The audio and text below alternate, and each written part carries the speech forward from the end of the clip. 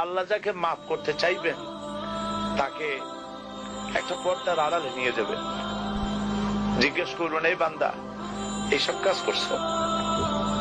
এখন আল্লাহ জিজ্ঞেস করতেছেন, সে তো ভয়তে অস্থির হয়ে যাবে, কেঁদে পাগল হয়ে যাবে, আল্লাহ করে ফেলছি, আবার মাফ করে দাও। আল্লাহ পাক তার জবানের সমস্ত পাপের কথা শুনে সে যখন অনুতপ্ত হয়ে কাঁদতে থাকবে, আল্লাহ বলবেন, যা মাফ করে দিলাম, জান্নাতে চলে যা। এইটা হচ্ছে হিসাব ইয়াসির। আল্লাহুম্মা হাসিবনি হিসাবান ইয়াসিরা।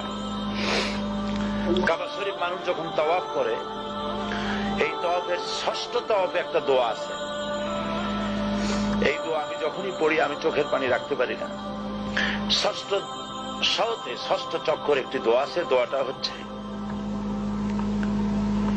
আল্লাহুম্মা ইন্না আলাইয়া হুকুকান কাসীরান ফীমা বাইনি ওয়া বাইনাক। আয় আমার রব, তোমার সাথে আর আমার সাথে অনেক দেনা পাওনা আছে, আর তোমার বান্দাদের সাথেও আমার অনেক দেনা পাওনা আছে। তা আমি তোমার বান্দাদের কাছে যে বিষয় ঋণী আছি, সেই ঋণ পরিশোধের জন্য তুমি আমাকে যোগ্যতা দাও, পরিশোধের তৌফিক দাও। আর আমার কাছে তোমার দেনা আছে, তা আমার কাছে তোমার যে দেনা আছে সব দেনা তুমি শোধ করে দিয়েছো।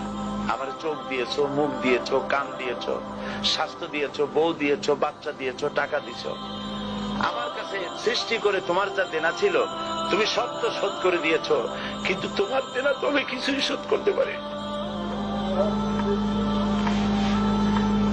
তোমার দেনা আমার শোধ করার একটা পথ আছে মাবুদ, সেই পথটা হলো তুমি আমার মাফ করে দাও।